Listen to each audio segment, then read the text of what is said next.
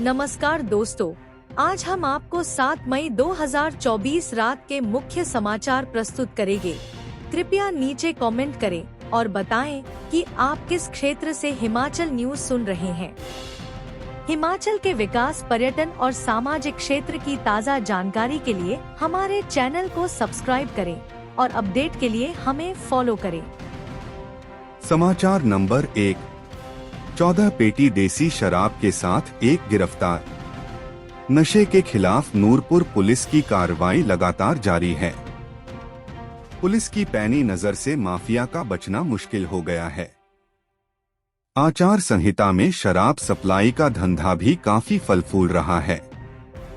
इसी अभियान में मंगलवार को जिला पुलिस नूरपुर व एक्साइज विभाग की संयुक्त टीम ने पंचायत भरमाड़ के अधीन गांव भगवाल में दबिश देकर देसी शराब का जखीरा पकड़ा है।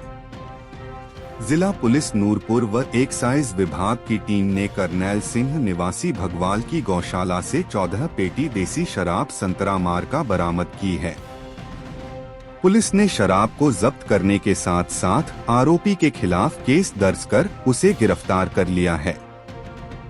मामले की पुष्टि करते हुए एसपी नूरपुर अशोक रतन ने बताया कि पुलिस ने भगवाल में करनैल सिंह की गौशाला से 14 पेटी देसी शराब बरामद की है। आरोपी के खिलाफ केस दर्ज कर आरोपी को गिरफ्तार कर लिया है। समाचार नंबर 2। धनबल को जवाब देकर जनता ही बचा सकती है लोकतंत्र। सीएम मुख्यमंत्री सुखविंदर सिंह सुक्खू ने आज कुल्लू जिले के आनी में एक चुनावी जनसभा को संबोधित किया और कांग्रेस पार्टी के प्रत्याशी विक्रमादित्य के पक्ष में प्रचार किया। बागियों पर बरसते हुए मुख्यमंत्री ने कहा कि 6 विधायक राज्यसभा चुनाव के दौरान भाजपा की राजनीतिक मंडी में बिक गए और प्रदेश सरकार को गिराने का असफल प्रयास किया। उन्होंने कहा कि बागी विधायक डील की दूसरी किश्त पाने के लिए 1 महीने तक हिमाचल प्रदेश से बाहर घूमते रहे और पूरी किश्त मिलने के बाद भाजपा में शामिल हो गए। उन्होंने कहा कि भाजपा और बागियों का षड्यंत्र कामयाब नहीं हो पाया और अब बारी जनबल की है। उन्होंने कहा कि लोकतंत्र को केवल जनता ही बचा सकती है। यह लड़ाई न्याय और अन्याय के बीच है, लेकिन अंततः सत्य की ही जीत होगी। उन्होंने कहा कि राजनीतिक मंडी में बिके विधायकों को जनता कभी माफ नहीं करेगी। सीएम सुक्खू ने कहा कि कंगना रनौत हिमाचल प्रदेश की बेटी और एक अच्छी अदाकारा है। उन्होंने कहा कि एक्टर चाहे कितना भी अच्छा क्यों न हो, अगर निर्देशक फ्लॉप हो तो फिल्म कभी सफल नहीं होती। उन्होंने कहा कि 25 सीटों वाले डायरेक्टर ने कांग्रेस उम्मीदवार विक्रमादित्य के डर से चुनाव में अपने को दूर रखने के लिए कंगना को 40 दिन की शूटिंग के लिए राजी कर लिया, लेकिन फ्लॉप निर्देशक की फिल्म फ्लॉप होना तय है।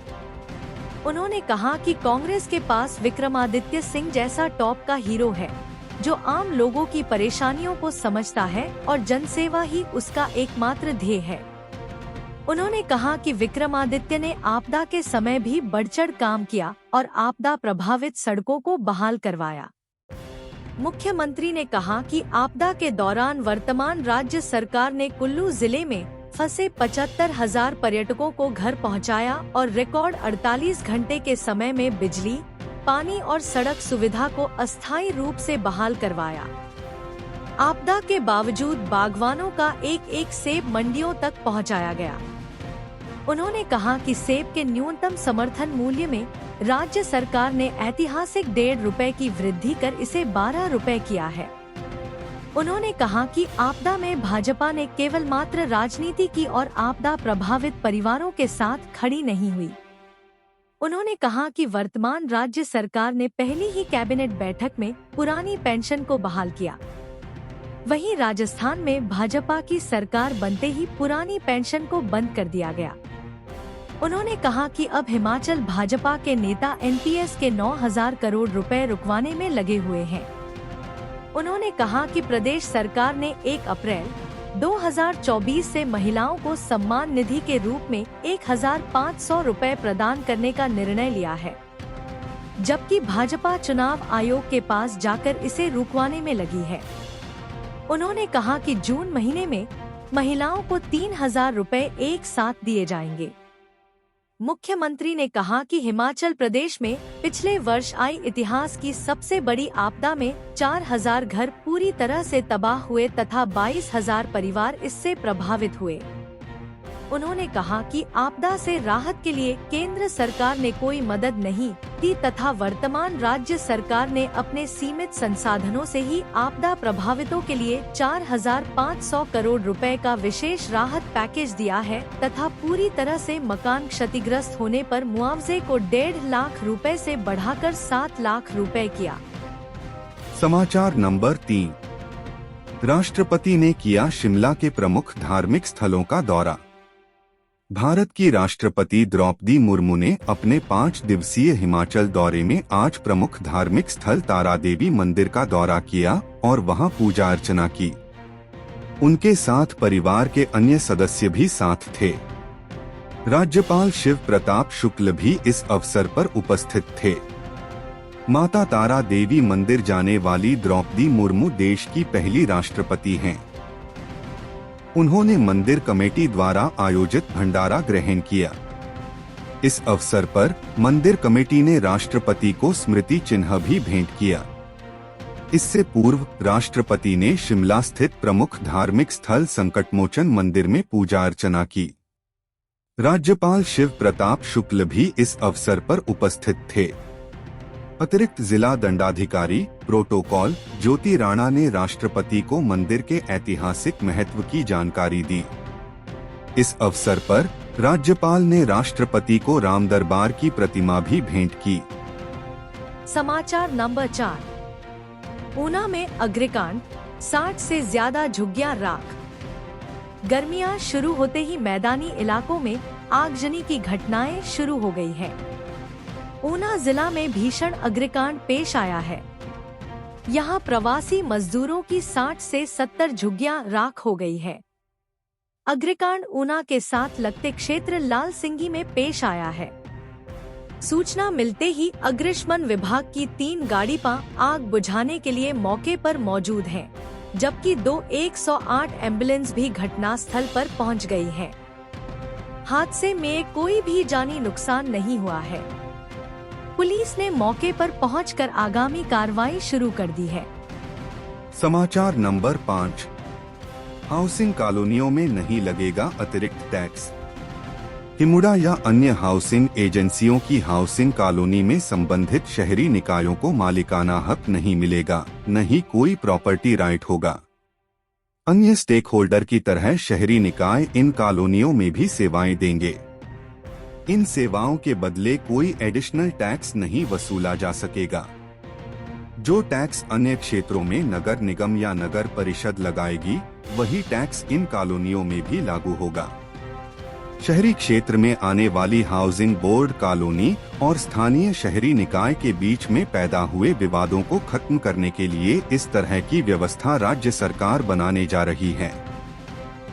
सोमवार को शहरी विकास एवं टीसीपी के प्रधान सचिव देवेश कुमार ने इन सभी संबंधित एजेंसियों की एक संयुक्त बैठक बुलाई थी। इसकी वजह यह थी कि आपस के झगड़े बढ़ रहे थे और कुछ मामले तो हाई कोर्ट तक चले गए थे।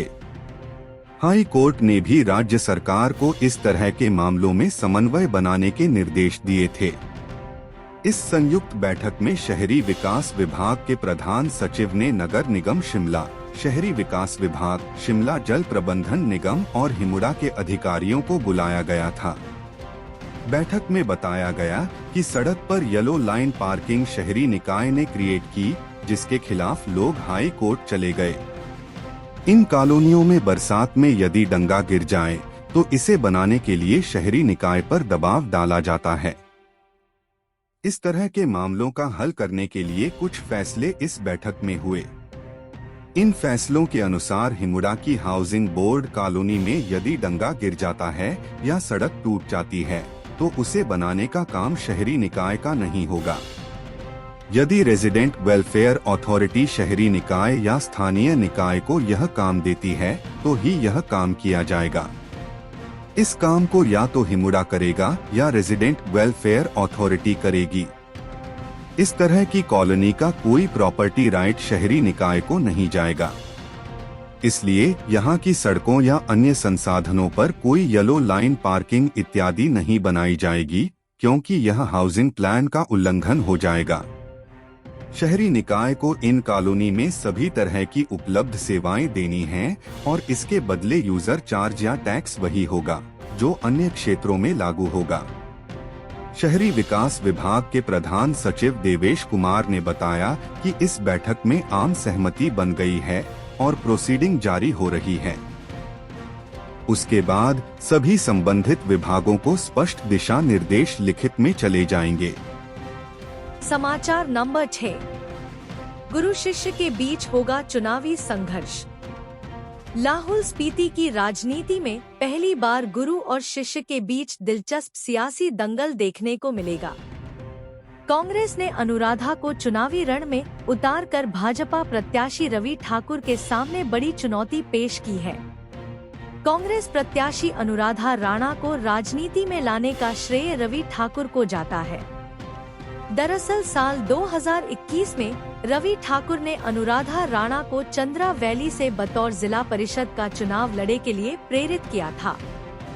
जिला परिषद चुनाव जीतने के बाद रवि ठाकुर के हस्तक्षेप से अनुराधा राणा को लाहौल स्पीति जिला परिषद की अध्यक्ष बनी, लेकिन मौजूदा समय में बदले सियासी समीकरण के बाद आज शिष्या अनुराधा चुनावी दंगल में अपने राजनीतिक गुरु रवि ठाकुर की प्रतिद्वंदी बन लाहौल स्पीति विधानसभा उपचुनाव लड़े के लिए मैदान में खड़ी है। कांग्रेस के बागियों पर जिस तरह के आरोप लगे हैं, उसके बाद जनता में उनके खिलाफ रोष देखने को मिल रहा है। उधर प्रदेश में कांग्रेस की सत्ता होने का चुनाव में अनुराधा को सीधा फायदा मिल सकता है। वहीं भाजपा के पूर्व मंत्री डा रामलाल मार्कंडेय के आजाद चुनाव लड़े की सूरत में लाहौल स्पीति की राजनीतिक समीकरण बदल सकते हैं। माना जा रहा है कि मार्कंडेय के चुनाव मैदान में उतरने से इसका सीधा फायदा कांग्रेस को मिल सकता है। हालांकि मार्कंडेय का कहना है कि वह अपने समर्थकों से बातचीत करने के बाद की चुनाव लड़े का निर्णय लेंगे। उधर कांग्रेस टिकट के कुछ दावेदारों में नाराजगी जरूर है, लेकिन अनुराधा राणा ने कहा कि वह सभी टिकट के आवेदन करने वाले नेताओं से व्यक्तिगत तौर पर मिलकर समर्थन की आग्रह करेंगी। अनुराधा के लिए यह बड़ी राहत की बात है कि टिकट के कई आवेदक सोमवार को उनके स्वागत में खड़े दिखे। समाचार नंबर 7। बजट की कमी से घवांडल अस्पताल का काम बंद।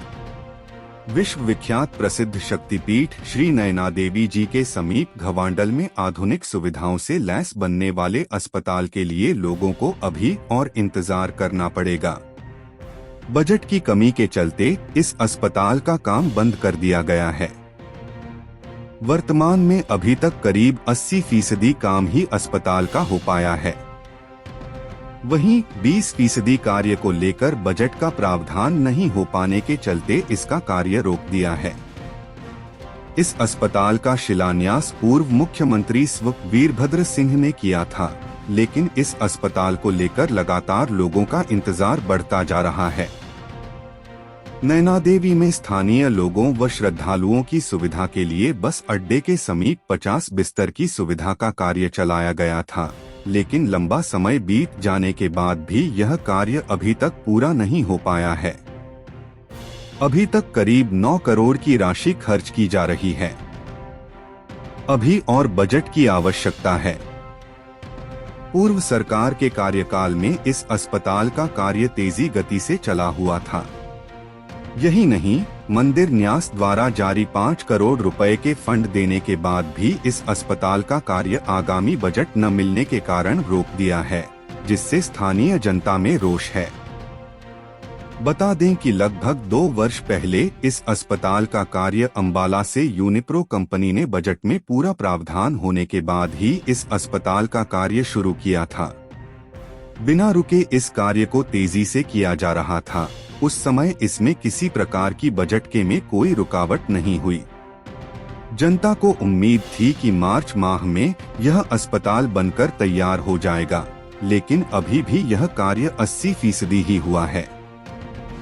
शेष कार्य पूरा करने को लेकर सरकार की ओर से भी कोई रुचि नहीं दिखाई गई है। अब यूनिप्रो कंपनी ने अस्पताल का कार्य रोक दिया है। बता दें कि इस सिविल अस्पताल में लगभग 6 ओपीडी होगी। अस्पताल में स्त्री रोग विशेषज्ञ, नेत्र रोग विशेषज्ञ, ईएनटी सहित सभी रोगियों के लिए ओपीडी का निर्माण किया जा रहा था। शवगृह का भी यहां पर विशेष प्रबंध रखा गया था। इसके लिए भी अस्पताल में विशेष प्रबंध किया था। अस्पताल में 6 डॉक्टर हर समय उपलब्ध रहेंगे। 25 पैरामेडिकल स्टाफ यहां पर रहेगा। आवासीय सुविधा के लिए 2.5 करोड़ रुपए की एक और प्रोपोजल सरकार को भेजी गई थी, उसकी टोकन मनी भी आ गई थी। अब इसके लिए प्रशासनिक एवं खर्चे की मंजूरी के लिए स्वास्थ्य विभाग को प्रस्ताव भेजा था। एचडीएम भविष्य में 100 बेड की आवश्यकता। आगामी समय में यदि 50 बेड और बढ़ाने की आवश्यकता होगी तो उसे भी उसके ध्यानार्थ बढ़ाया जा सकता है, ताकि भविष्य में यह 100 बिस्तरों का अस्पताल बनकर तैयार हो सके। इसके लिए भी इसका प्रावधान किया जा रहा था। अस्पताल में खंड चिकित्सा अधिकारी कार्यालय, अस्पताल में पार्किंग, ओपन पार्किंग, लिफ्ट सहित अन्य का भी प्रावधान किया है। वाहनों की आवाजाही के लिए लगभग 6 मीटर का ट्रैक बनाया जा रहा है, जिसमें 2 वाहन आसानी से आ जा सकेंगे। नई सरकार के निर्देशानुसार हर जिला में आधुनिक अस्पताल का निर्माण किया जा रहा है।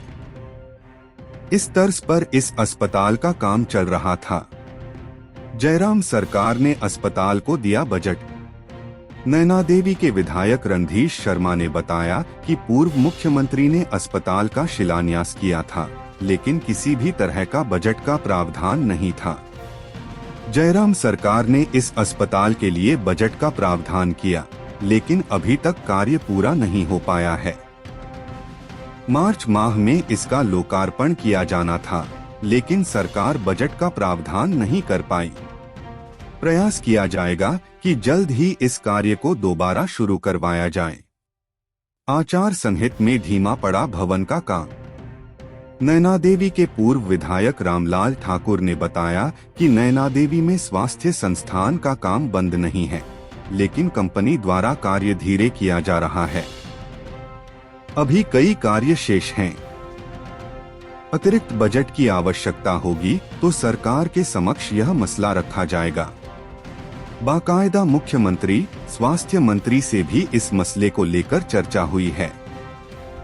आचार संहिता हटने के बाद आगामी प्रक्रिया अपनाई जाएगी। जल्द 50 बेड की सुविधा मुहैया करवाई जाएगी। सीएमओ बोले, सीनियर अफसरों से मांगेंगे बजट। बिलासपुर के सीएमओ डा प्रवीण चौधरी ने बताया कि सिविल अस्पताल नैना देवी का काम बंद होने के बारे में अभी तक लोक निर्माण विभाग की ओर से कोई सूचना नहीं दी गई है। स्वास्थ्य विभाग की ओर से लोक निर्माण विभाग को इस कार्य की जिम्मेदारी सौंपी गई है, लेकिन फिर भी यदि इस तरह की बात है तो इस बारे में जानकारी ली जाएगी। बजट की कमी बताई जा रही है तो जानकारी मिलने के बाद उच्च अधिकारियों से बजट की डिमांड की जाएगी। समाचार नंबर 8। रोहडू के जंगलों में चीन के लिए तस्करी। वन विभाग की टीम ने डोडरा क्वार क्षेत्र की मांजीवन बीट में मेपल ट्री, विशेष प्रजाति के वृक्ष के नाट्स के साथ 3 व्यक्तियों को गिरफ्तार किया है। मांजीवन बीट के जंगलों से मेपल ट्री के नाट्स काटकर तस्करी की जा रही है, जिस पर वन विभाग ने जांच शुरू कर दी है। वन मंडल रोहडू में पहली बार वन विभाग ने तस्करी से जुड़ा मामला दर्ज किया है। इस विशेष प्रजाति के वृक्ष के गांठों का इस्तेमाल चीन और तिब्बत में शिल्प और कटोरियां बनाने के लिए किया जाता है। मेपल ट्री के अंतर्राष्ट्रीय बाजार में अच्छे दाम मिलते हैं।